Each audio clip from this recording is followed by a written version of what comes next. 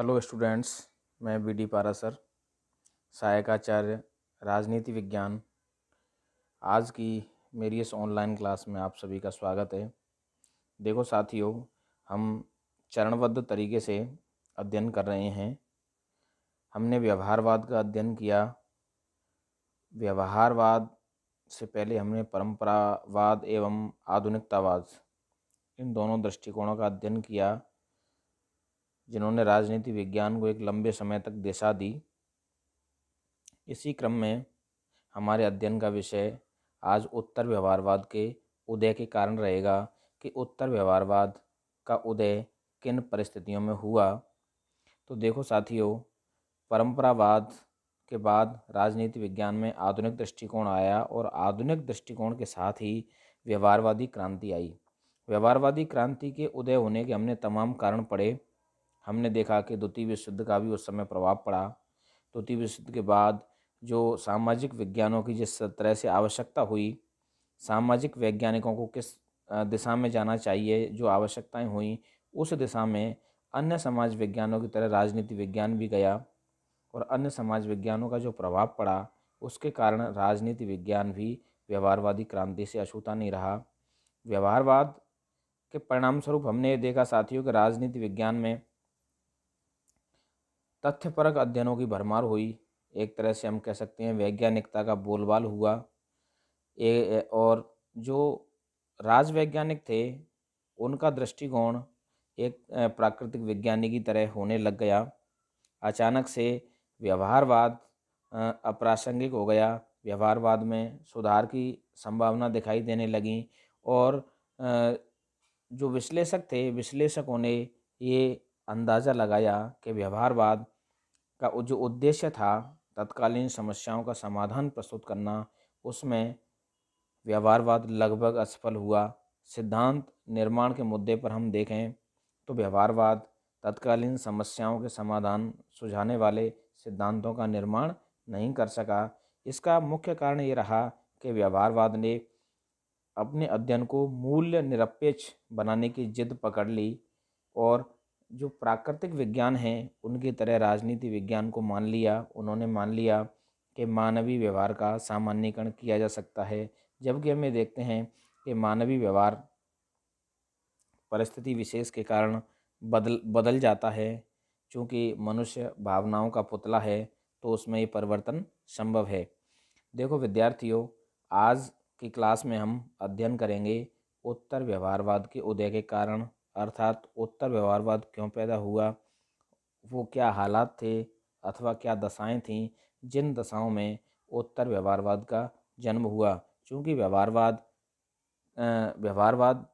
राजनीति विज्ञान में था उस समय, तो व्यवहारवाद की निश्चित रूप से कमियां रहीं, जिन कमियों के कारण हम उत्तर व्यवहारवाद के रूप में आगे बढ़े।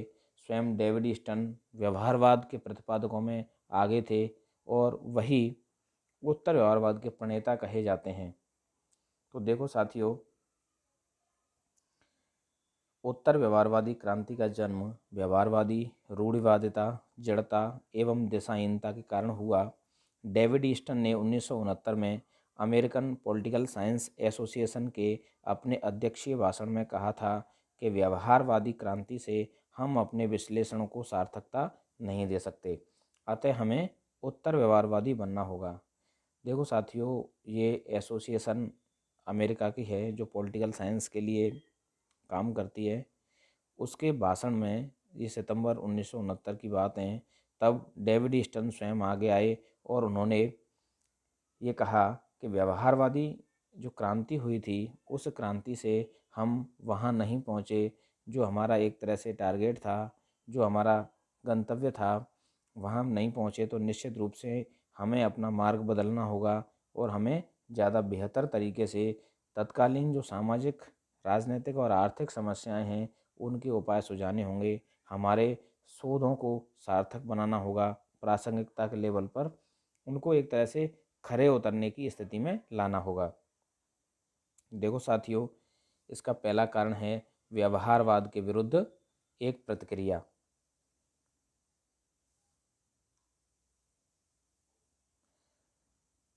तो देखो साथियों, हमने ये देखा द्वितीय विश्व युद्ध के पश्चात व्यवहारवादी प्रयासों के माध्यम से राजनीति विज्ञान को विश्वसनीय, सैद्धांतिक एवं वैज्ञानिक स्वरूप देने की चेष्टा की गई, किंतु इन सब के बावजूद स्वयं अनेक व्यवहारवादियों ने भी इन प्रयासों को अपर्याप्त एवं अपूर्ण माना। डेविड ईस्टन स्वयं व्यवहारवादी भी थे, उत्तर व्यवहारवादी भी थे। देखो विद्यार्थियों कि व्यवहारवादी जो शोध थे, व्यवहारवादी शोधों में वैज्ञानिकता का ज़्यादा बोलबाला हमें दिखाई दिया, और व्यवहारवादी शोध एक तरह से कहीं ना कहीं राजनीति विज्ञान का जो लक्ष्य था उस लक्ष्य की प्राप्ति में असफल रहे। तो व्यवहारवाद के विरुद्ध एक तरह से प्रतिक्रिया के स्वरूप में उत्तर व्यवहारवाद हमें देखने को मिला, जिसमें तथ्यों के साथ साथ मूल्यपरक अध्ययन को भी महत्व दिया गया। दूसरा बिंदु है इसका अध्ययन पद्धतियों से असहमति। देखो साथियों, ऐसा माना गया कि सामाजिक विज्ञानों की अध्ययन पद्धतियों को प्राकृतिक विज्ञानों की तरह लागू करना घातक है, क्योंकि समाज और व्यक्ति परिवर्तनशील होते हैं, अतः उनका अध्ययन प्राकृतिक विज्ञान की भांति संभव नहीं है। ये बिल्कुल सही बात है।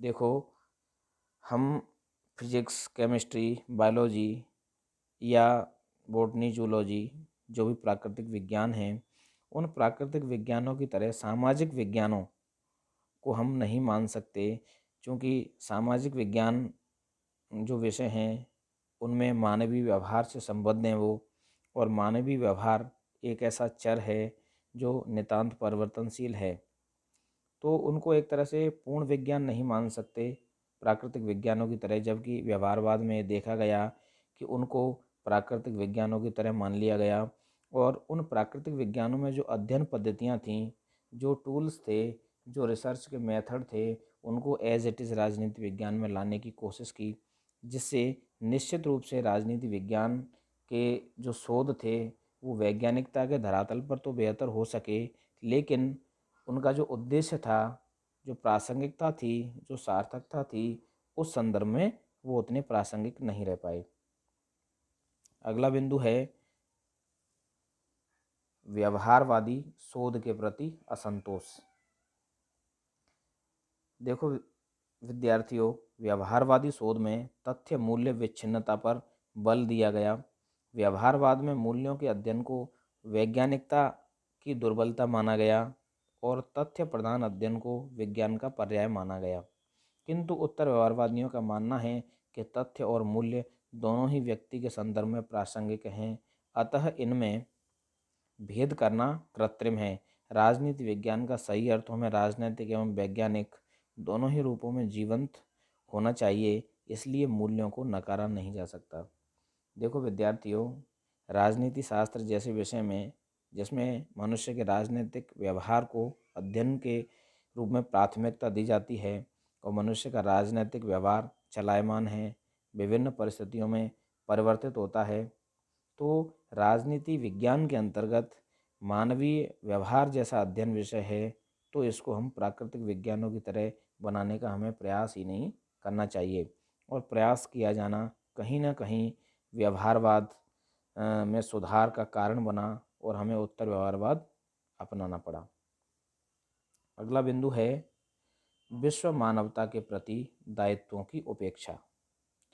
देखो साथियों, व्यवहारवादी क्रांति के साथ ही समाज, राज व्यवस्था और अनेक संकटों और समस्याओं से घिर गए, जैसा कि आणविक युद्ध का भय, अमेरिका में काले और गोरे का भेद, तानाशाही की बढ़ती हुई संभावनाएं, वियतनाम में अघोषित युद्ध जो अमेरिका और वियतनाम के मध्य चल रहा था, जनसंख्या विस्फोट आदि।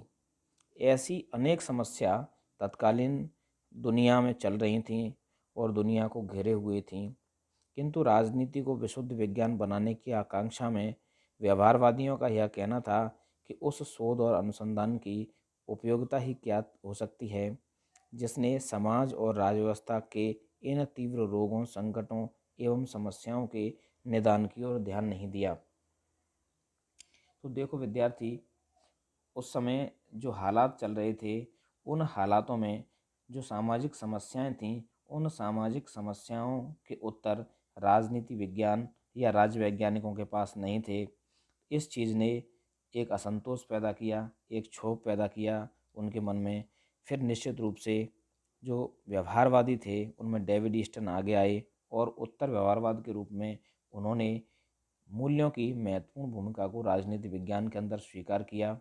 और उत्तर व्यवहारवाद के अंतर्गत इस बात पर प्रमुख बल दिया गया कि हमें राजनीति विज्ञान को वैज्ञानिक बनाने के साथ साथ सामाजिक विज्ञान की इस तथ्य को नहीं भूलना होगा कि मानवीय मूल्यों, विशेषतः राजनीतिक व्यवहार का हमें अध्ययन करने के लिए मानवीय मूल्यों का अध्ययन करना होगा। और मानवीय मूल्यों के अध्ययन से ही हम अपने शोध को सार्थकता प्रदान कर सकते हैं, प्रासंगिकता प्रदान कर सकते हैं।